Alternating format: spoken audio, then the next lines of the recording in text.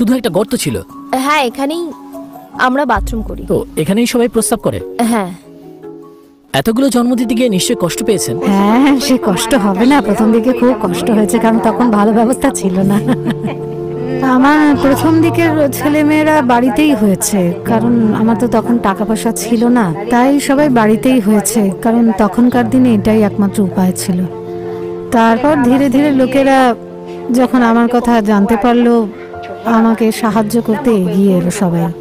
ওরা সাহায্য করেছিল বলেই পরের সন্তানরা হাসপাতালে জন্মেছিল। দেখতেই পাচ্ছেন এখানে কিভাবে কাপড় শুকানো হচ্ছে, এমনকি বাথরুমের উপরও কাপড় মেলা রয়েছে। অনেক লোক আছে, এটা আক্ষরিক অর্থে একটি বা দুটো পুরো ক্লাস। খাবার পর তারা থালা বাসন এবং অন্যান্য পাত্র সব এখানেই রেখে দেয়। তাদের কাছে খরগোশের মতো কিছু পোষা প্রাণী আছে, যা নিয়ে তারা সকালবেলা উঠে মাঠে যায় এবং তারপর সন্ধ্যাবেলা আবার ফিরে আসে। তারা আমাদের বললেন এইমাত্র যে এলাকা আমরা দেখলাম সেটা ছিল মেয়েদের। ছেলেদের এলাকা মেয়েদের থেকে আলাদা। চলুন ছেলেদের এলাকায় যাই। মানে তোমরা সবাই ভাই বোন? কি অদ্ভুত, এখানে আরো দুজন ঘুমায় না? এরা অন্য ভাই বোনের থেকে অনেক বেশি সুবিধা পায়, তাই তো?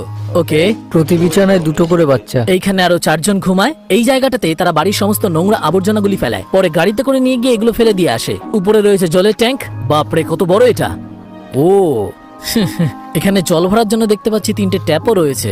ওদিকে আরেকটা ঘর দেখছি। এই ঘরটা আমার বড় দাদার জন্য। ও একা থাকে? হ্যাঁ, ও একাই থাকে, কারণ ও সব থেকে বড়। আচ্ছা, বুঝলাম। তোমার বড় দাদা এখানে থাকেন, যার বয়স হলো 19 বছর। আচ্ছা, তোমার বয়স কত? 17 বছর। 17। তোমার বড়দার বয়স কত? সব থেকে বড় যে, তার বয়স 27 বছর। 27 বছর। আর সবচেয়ে ছোট? ছোট জনের বয়স 7 বছর। আমাদের সাথে এখানে সবচেয়ে বড় ছেলেটি রয়েছে, সেই সবার বড়। ইনি আপনার প্রথম সন্তান, তাই তো? প্রথম সন্তান। তখন আপনার কত বয়স ছিল? আমার বয়স 13 বছর।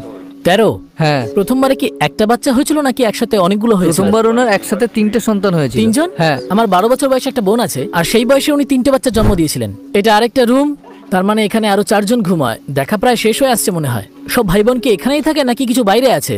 আমার এক ভাই আছে যে ট্রাক চালায়, আর এক ভাই আছে কোম্পানিতে কাজ করে। 44 জন সন্তানের মধ্যে 6 জন মারা গেছে, 4 জন বাইরে আছে এবং 34 জন সন্তান এখানে আছে।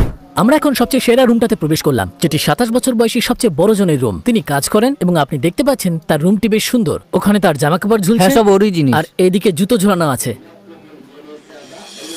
তাকে ধন্যবাদ আমাদের সবকিছু দেখতে দেওয়ার জন্য। এটা বন্ধ? হ্যাঁ। আচ্ছা, দেখি আমি একবার একটু উকি দিয়ে দেখি। এটা কিন্তু আসলে একটা কুয়ো, আর এখান থেকে জল পাওয়া যায়। যাই হোক না কেন, আমাদের এটা ভাবতে হবে যে তাদের অবস্থা খুব একটা ভালো ছিল না। কিন্তু যত ইউটিউবাররা এসেছে সবাই কিছু না কিছু উপহার দিয়েছে। একজন এসে একটি ট্রাক কিনে দিয়েছে, অন্যজন একটি কূপ তৈরি করে দিয়েছে, আর আমরাও কিছু হেল্প করব। এখানে এসে বাড়ির সফর শেষ হয়ে যায়, কিন্তু আমরা আরো একটি জিনিস দেখতে চেয়েছিলাম, সেটা মায়ের ঘর। প্রয়োজনীয় জিনিসপত্র, জামা কাপড়, বালিশ, কম্বল সবকিছু এখানে রয়েছে। এটা আপনার ঘর তো? আর এটা একটা বাথরুম। ভাবুন, শুধু এই পর্দাটা ওনার লজ্জা নিবারণ করে। দিন শেষে ক্লান্ত হয়ে উনি এখানেই বিশ্রাম নেন আর একান্তে সময় কাটান। কথা বলার পর এখন তাদের খাওয়ার সময় হয়ে গেছে, তাই সবাই খাবার জন্য প্রস্তুত। দেখুন, এখানে সব সন্তানরা সারিবদ্ধ হয়ে দাঁড়িয়েছে, আর মা আমাদের আনা খাবারটা সবাইকে ভাগ করে দিচ্ছেন। তারা কিন্তু মায়ের উপর ঝাঁপিয়ে পড়ছে না, সবাই তাকে শ্রদ্ধা করে। সবার আগে আমাকে দাও তো। আমাকে।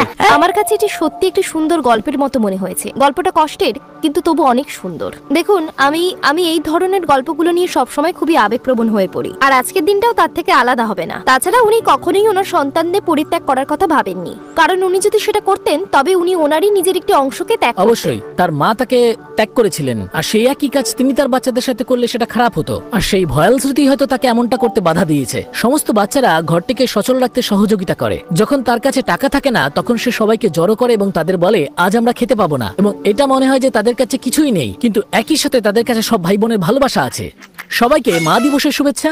আর এবছর এই দিনটা এখানেই পড়লো, ঠিক যেদিন আমরা বিশ্বের সবচেয়ে উর্বর মায়ের সাথে আছি। মা যখন খাবারটা সবাইকে ভাগ করে দেয়, তখন পরপর সবাইকে লাইনে দাঁড় করিয়ে দেয়। একজন একটি নেয় আর সে চলে যায়, আবার পরের জন্য একটি নেয়, আর নেওয়ার সময় তারা নিচু হচ্ছে, মনে হচ্ছে ধন্যবাদ জানাচ্ছে।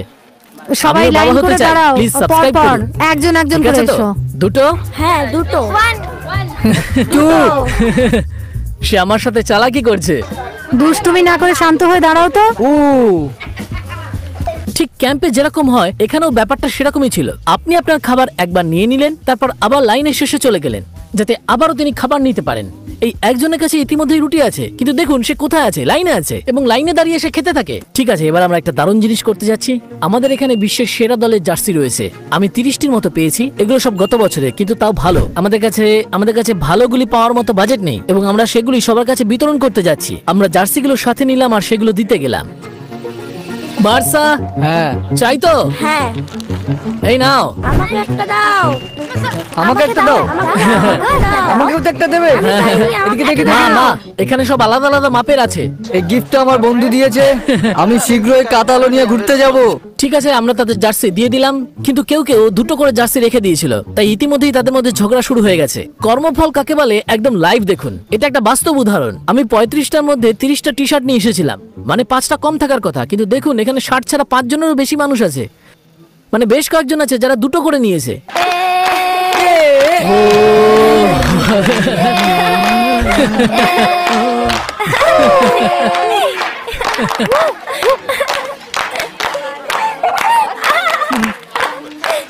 আচ্ছা, এখানে তোমার ভাই বোনেদের সঙ্গে কি তোমার প্রচন্ড ঝগড়া হয়? হ্যাঁ হ্যাঁ হ্যাঁ, হ্যাঁ, কি নিয়ে তোমাদের ঝগড়া হয়? বিভিন্ন বিষয় নিয়ে ঝগড়া হয়। আচ্ছা, তোমরা ঝগড়াগুলোর সমাধান কিভাবে করো? মারামারি করো? না। করো না? আচ্ছা, তুমি স্কুলে যাও? হ্যাঁ, যাই। তোমার কি সব ভাই বোনদের উপর সমান আস্থা আছে? হ্যাঁ, তুমি কি সবাইকে বিশ্বাস করতে পারো? হ্যাঁ, সবাইকে বিশ্বাস করি। তারা একই পরিবারের, কিন্তু তাদের ধর্ম আলাদা আলাদা। আচ্ছা, কেউ খ্রিস্টান, কেউ মুসলিম। ও। তাদের বাবা মার কারণে এটা হয়েছে, তবু তারা একসাথে থাকে। যেহেতু তাদের বাবা খ্রিস্টান এবং মা মুসলিম, তাই কেউ কেউ খ্রিস্টান হওয়ার সিদ্ধান্ত নিয়েছে। তাই এই পরিবারের মধ্যে উভয় ধর্মই রয়েছে। রাতের খাবারের সময় হয়ে গেছে, তারা ডাইনিং রুমে শিফট করেছিল, আর তাদের ডিনার শেষ হলে আমরা মায়ের সাথে একটি খেলা খেললাম। আপনি কি এখন আপনার সব সন্তানদের নাম বলতে পারবেন? জোশুয়া। আমার নাম জোশুয়া। জোশুয়া। একই নাম। আমার নামও জোশুয়া। আর তারও নাজি। এ মা, তোমার আমি নাম বলো। ইমানুয়েল। অর্গুয়েমি বলো। দিয়া গাতি। তিনি কিন্তু এই সব বাচ্চাদের নামই জানেন। এভাবে আমরা 20 মিনিট ছিলাম এবং নিশ্চিত হয়েছিলাম যে তিনি তার সব সন্তানদের নাম জানেন। আমার নাম জোসেফ। জোসেফ। জোসেফ। দুজন আছে, দেখো ওরা একই। ওই যে ওই দুজন। আমরা খুব অবাক হয়েছিলাম, তারা একই রকম হলেও তারা জমজ ছিল না। কি মনে হয় ওরা সবাই কি আপনার মতো দেখতে? হ্যাঁ, ওরা তো আমারই সন্তান, আমার মতোই তো হবে। সবাইকে একরকমই দেখতে। বাড়ির চারপাশে যখন আমরা ঘোরাফেরা করি, তখন আমাদেরকে আলাদা করে চেনা মুশকিল। বুঝলেন, আমি ওনাকে বলেছি আমাকে ফলো করার জন্য, কারণ আমি ওনাকে একটা সারপ্রাইজ দিতে চলেছি। উনি এইমাত্র মোটরসাইকেলে করে এলেন, উনি সব মিস করেছেন। আচ্ছা বেশ, এই টাকাটা আপনার, এটা আপনার বাচ্চাদের জন্য আর আপনার পরিবারের যত্ন নেওয়ার জন্য আর আমাদের এখানে থাকতে দেওয়ার জন্য ধন্যবাদ। এই সবের জন্য আপনাকেই ধন্যবাদ। বৃষ্টি শুরু হয়ে গেছে, কিন্তু আমার মনে হয় তার অভিজ্ঞতা এবং দুঃসাহসিক কাজ জানতে পেরে আপনাদের ভালো লেগেছে। আমাদের এখানে আসতে দেওয়ার জন্য মামা উগান্ডাকে অনেক ধন্যবাদ। সবসময় একটা কথা মাথায় রাখবেন যে আমরা সবাই মানুষ। বিদায়। অনেক ধন্যবাদ।